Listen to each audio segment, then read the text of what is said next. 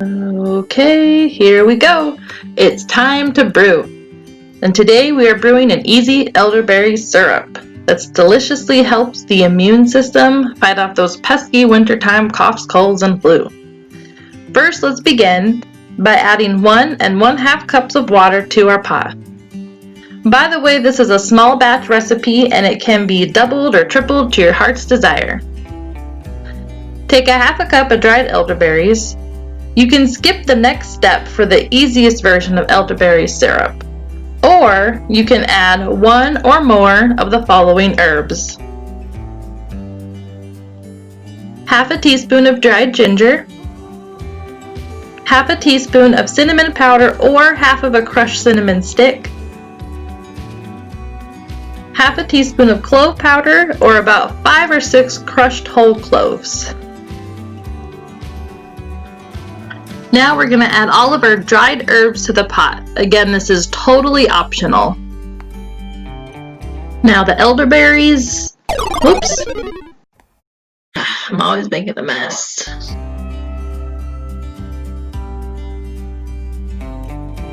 Now you want to just bring this brew to a boil.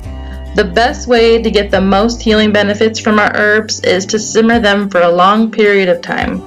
Too much high heat can burn and essentially waste your herbs. So once it finally reaches a boil, oh, look at it go there. Yeah. Almost there. Once it finally reaches a boil, you want to reduce the heat. Then we're going to give it a quick little meshing around there with the spoon. And then we want to make sure that we cover, and we're going to let this simmer for about 1 hour. Make sure during that time that you do give it a quick little meshing with the spoon. I know I switched to the metal spoon now, whichever spoon works for you. Just a couple of times, real quick stir, and then make sure you get that lid on super quick because we want to keep all that good steam in there. 1 hour later. So after an hour, you'll see that the liquid has reduced to about half, and that's just where we want it. If you made a bigger batch, you're going to need to cook it a little bit longer to reduce that liquid to half the amount. Let it cool, let it cool, let it cool. Your hands will thank you if you let it cool. So we're going to grab a nice big bowl here. I'm going to use my Pyrex. I'm using a mesh strainer as well as a cheesecloth. I just kind of like to double it up there. Once your mixture has completely cooled, we're going to pour it through our strainer. Now, elderberries are a diuretic and they can increase sweating. They are an anti-inflammatory that's rich in antioxidants and vitamin C. So we want to make sure that we get every last little drop out of that pot.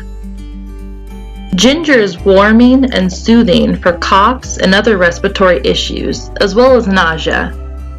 And cinnamon is also warming and known as an ancient remedy used for colds and flu, as well as stimulating the digestion. Then we have clove that's commonly used to fight parasites as well as viral infections. If you're using a cheesecloth, go ahead and gather up the sides. We're going to twist it up and we're going to begin squeezing out all that good liquid brew there. If you're only using a wire mesh strainer, that's fine too.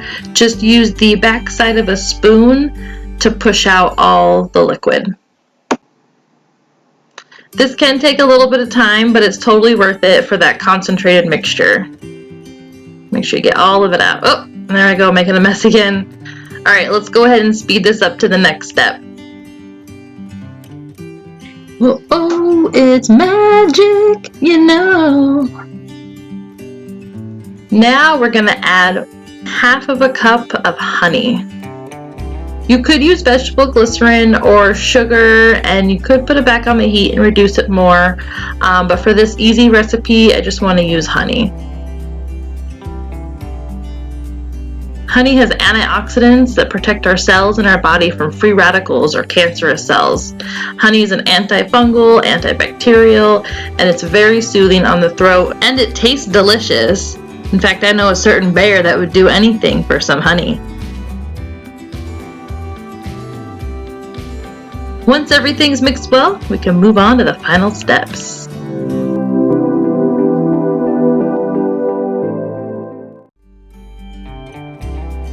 Bottling and labeling. In my opinion, they are the most important steps, and always save for last. Save the best for last. I cleaned out this cute little maple syrup bottle specifically for my elderberry, just because I like the little handle on it. So I'm going to get my funnel and go ahead and pour the liquid right on in there.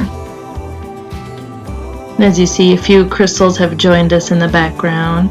Got my amethyst and desert rose selenite. Whoa, so I did not plan this to fit perfectly in this jar. It just so happened to be like that, so yay! Can't make this stuff up. Go ahead and remove the funnel, and now we want to put the lid on it, and let's get our label. Make sure you do it in that order too. Lid, then label. So on the label, I like to write the name of it. I like to write the ingredients and also the date that it was made. Everything does have a shelf life. Of course, it can fluctuate, but most importantly, we want to know what's in here in case you forget or let somebody else take a swig, and we need to make sure that they don't have any allergies or sensitivities.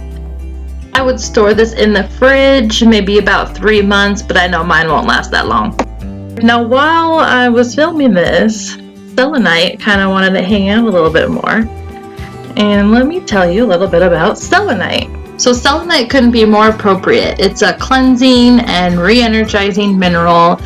It can help fight off the effects from free radicals, and it can also cleanse all your other crystals just by being near it. Most of the time you'll see it in this little tower looking thing, and that's great for being placed anywhere. Sometimes you'll even see it in something that looks like it just came out of the ocean, and that's called a desert rose selenite. And then we have this that's called a massage wand, and it is not used for massage, rather for energy healing purposes. And then we have our tried and true pocket stone. Selenite is a pretty fragile stone, so I would be careful keeping it next to anything sharp or something that might crush it. So there you go, easy elderberry syrup, great for the whole family. I hope you've enjoyed my video. I sure have enjoyed making it, and let me know what you think in the comments below. Please go ahead and like and subscribe to my channel. There will be lots more content coming in the future. We'll be looking at herbs, doing some fun things with crystals, and just go ahead and hit that subscribe button to check it out. Later.